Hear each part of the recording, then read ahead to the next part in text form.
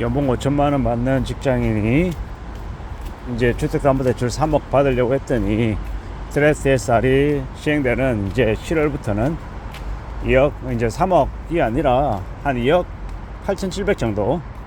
예. 원래는 이제 한 2억 9,700 정도가 가능했는데 변경되면은 2억 8,700 정도로 한 1,000만 원 가량이 줄어든답니다. 이러한 얘기를 들으면서 이제 흔히 이제 실제로 대출 받으려고 하는 사람들은 어떻게 생각하느냐? 생각보다 주택담보대출 받는 대출 한도 금액 많이 안 줄어드네. 이 정도면 큰 부담 없네. 뭐 그렇게 언론에서 엄청 떠들어대던데 그다지 별로 큰 차이가 없는 것 같다, 이렇게 인식할 가능성이 큰 것 같습니다. 저도 그렇게 생각을 하고요. 뭐 대수롭지 않네. 뭐 엄청나게 큰일이 일어난 것 같지만 그다지 큰일이 일어난 건 아닌 것 같다라는 생각이 듭니다. 어차피 대출 3억 받으려고 하는 사람이 한도 1,000만 원 줄어든다고 집을 살려는 사람이 못 사겠냐? 그건 아닌 것 같다라는 겁니다. 하지만 저는 이제 그런 생각이 드는 거죠. 가상금리가 부과되고 이제 이자 부담이 더 늘어나면, 그리고 대출 한도가 줄어든다라는 게 저게 별것 아닌 것처럼 이렇게 인식하는 사람도 있지만 저는 그런 생각을 합니다. 연봉 5천인 사람이 3억을 대출 받는다라는 게 이게 결코 만만한 일이 아니다라는 겁니다. 연봉이 뭐 예를 들어 1억인 사람이다. 대출 3억이 되게 쉬울 것 같잖아요. 근데 현실은요, 연봉 1억 받아도 대출 3억 갚는 거 무지하게 빡세다라는 겁니다. 연봉 1억에 실수령액 640, 뭐 660, 뭐 이 사이 받는데 그거 받아가지고 되게 풍족하고 되게 여유로워서 빚 3억을 아주 수월하게 아주 쉽게 갚을 수 있다, 이렇게 생각하면 오산이다 라고 말하고 싶습니다. 현실은 그렇게 수월하고 그렇게 만만하지 않더라는 겁니다. 그걸 알아야 될 것 같습니다. 세상을 너무 쉽게 편안하게 생각하는 사람들이 생각보다 많은데요, 우리가 겪는 현실이 그렇게 호락호락하지 않다라는 겁니다. 만만하지 않다라는 이야기를 하고 싶습니다. 빚 갚는 거는 무지하게 빡세다. 1년에 빚을 뭐 1,500, 2천만 원 갚는 거 되게 쉽게 생각하잖아요.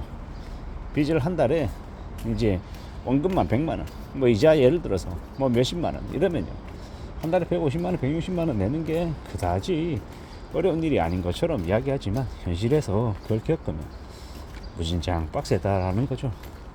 그 빡세다라는 걸 받아들이고 경험하며 산다라는 게 여간 힘든 게 아니죠.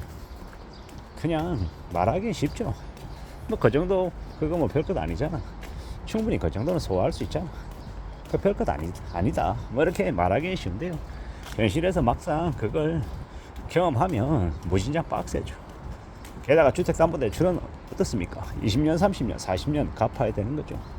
잠시 잠깐 갚고 끝내는 게 아니다라는 겁니다. 되게 오래 걸리는 거죠. 되게 오래 걸린다는 이야기가 무슨 얘기입니까? 무진장 빡세다라는 겁니다. 세상 만사가 살아가는 게 참 쉬울 것 같은데 그렇지 않더라는 겁니다. 그 힘들고 빡센 그 과정을 이제 견디면서 살려면은 무진장 힘든 거죠. 생각을 해보십시오. 월에 150만 원, 160만 원을 은행에 꼬박꼬박 갚는다라는 게 그게 보통 일이냐라는 겁니다.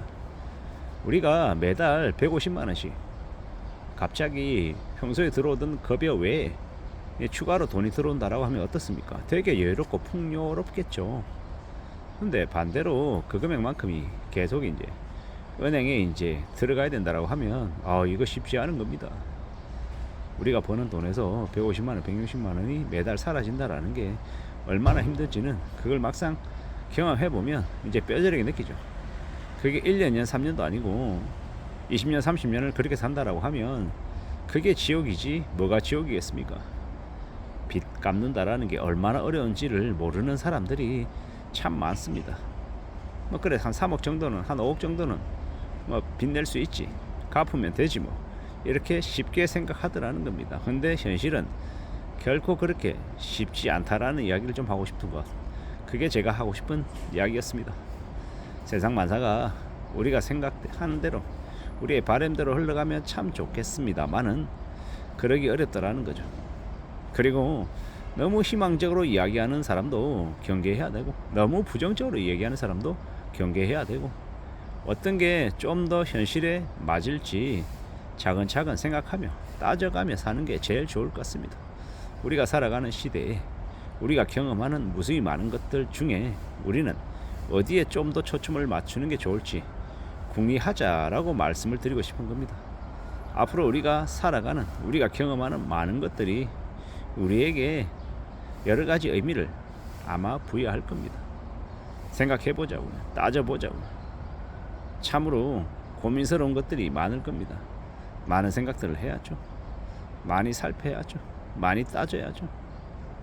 잘 좀 움직여 나가야 될 것 같습니다. 좀 챙겨 나갈 필요가 있겠다라고 생각하는 거죠. 누가 뭐라 해도 좀 부지런히, 좀 묵직하게 챙겨 나가는 게 제일 좋을 것 같습니다. 그래야 되지 않겠나라고 생각하는 거죠. 참 사는 게 힘듭니다. 어렵습니다. 쉽지 않더라는 겁니다. 잘 생각하고 잘 따져보며 지내는 게 필요하겠습니다. 함부로 빚지지 말자라고 계속해서 말씀드립니다. 빚이 지렛대처럼 잘 활용하고 잘 쓰면 좋다라고 얘기하는데 정말 그런 사람은 10명 중에 1명 될까 말까 한다라는 거죠. 그러므로 빚을 너무 만만하게 생각하지 말자. 빚 내는 게 얼마나 우리의 삶을 힘들게 하는지 우리는 명심하고 또 명심할 필요가 있겠다라고 생각합니다. 잘 궁리하고 잘 따지며 살아야죠. 생각처럼 우리의 사항이 바로바로 이렇게 결과물을 내보이지 않는다라는 거, 시간이 생각보다 오래 걸린다라는 걸 인정해야죠. 받아들여야 됩니다. 명심해야 됩니다. 우직하게 생각하고 차근차근 내다봐야 될 것이고, 좀 더 두려워하고 좀 더 고민하고 좀 더 염려할 줄 알아야 되겠습니다. 그렇게 살아가야, 그렇게 지내야 길이 열릴 것 같다라는 겁니다.